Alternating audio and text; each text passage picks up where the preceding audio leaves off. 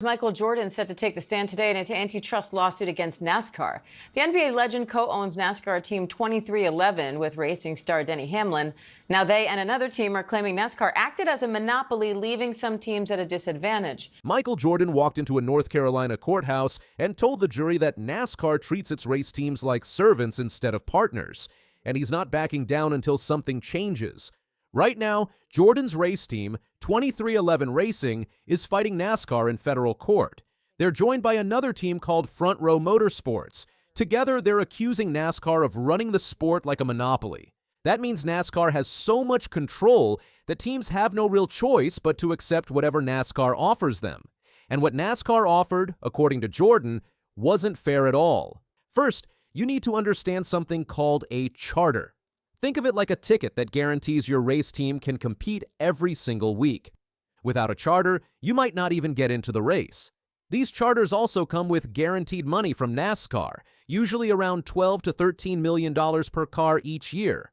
Back in 2016, teams could buy these charters for just a few $1,000,000. Today, they're worth about $45 million each. That sounds great, right? But here's the problem. These charters aren't permanent. NASCAR can change the rules whenever they want. It's like buying a house, but the landlord can kick you out if they feel like it.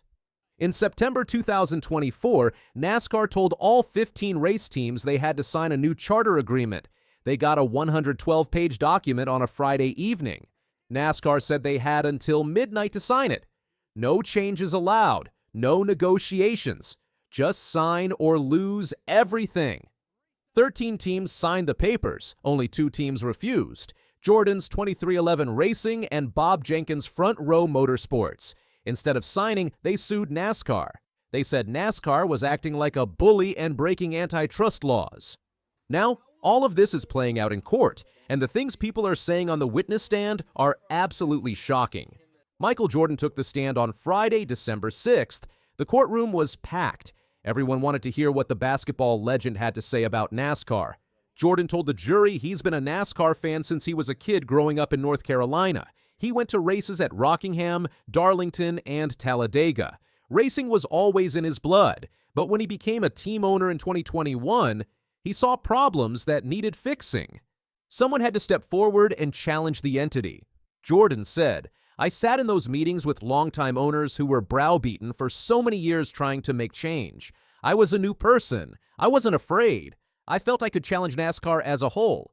Jordan owns 60% of 2311 Racing. He's invested between $35 and $40 million into the team. His partner is Denny Hamlin, who owns the other 40%. Together, they started the team in 2021, and they've actually made a profit most years. But Jordan says that's only because his name can attract big sponsors. Most teams aren't that lucky. Jordan compared NASCAR to the NBA, where he made his fortune playing basketball. In the NBA, the league shares about 50% of its money with the teams and players. In NASCAR, teams only get about 25%. Jordan said that's not right. The revenue split was far less than any business I've ever been a part of, Jordan testified. If you share responsibility, the healthiness of the sport can grow. It needed to be looked at from a whole different perspective. That's why we're here. The drivers are the ones putting their lives on the line every single week. They don't have insurance for racing injuries. They don't have a union to protect them.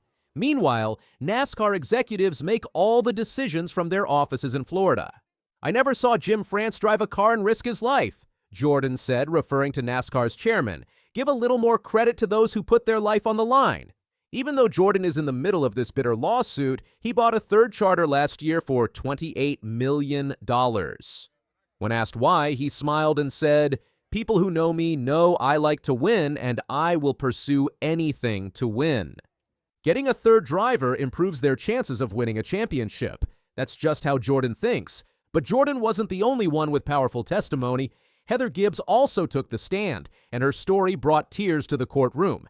Heather is the daughter-in-law of Joe Gibbs, a Hall of Fame football coach who also owns one of NASCAR's most successful race teams. In November 2022, Heather's son Ty won a big championship. That same night, her husband Coy went to sleep and never woke up. He died suddenly at just 49 years old.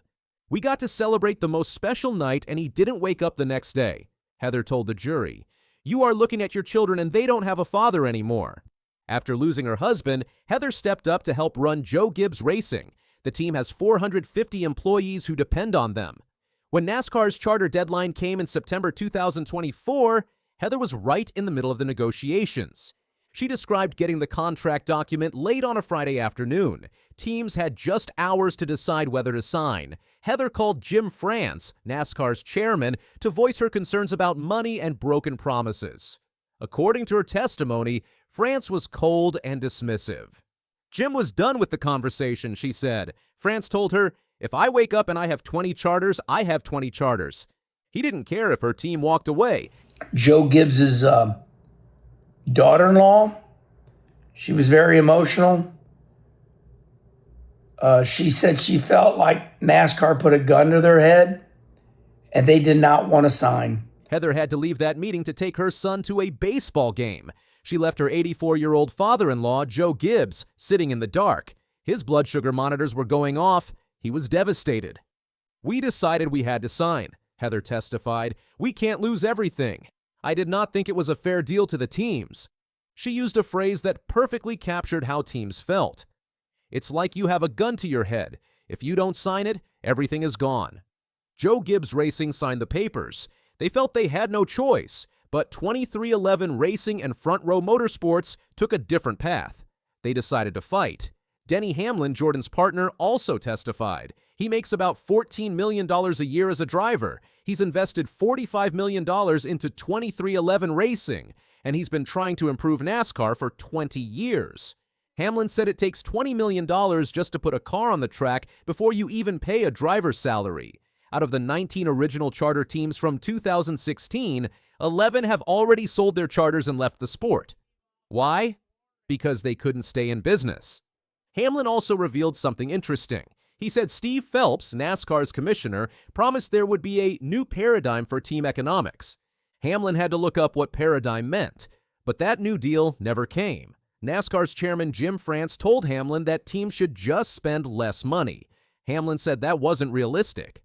"Cutting is not growth," Hamlin testified. "I can't cut my costs in half." When NASCAR's lawyer tried to challenge Hamlin, asking why he praised NASCAR in public but criticized them in court, Hamlin had a sharp response. He said, "I'm trying to put out the positive talking points you give me every single week." Then there's Bob Jenkins, the owner of Front Row Motorsports. He's been racing for over 20 years, and in all that time, he's never made a profit. Not once. He's lost about $70 million. So why does he keep racing? When asked, Jenkins said, "That's something my wife would say. It's based on the belief that sometime the charter agreement will be fair."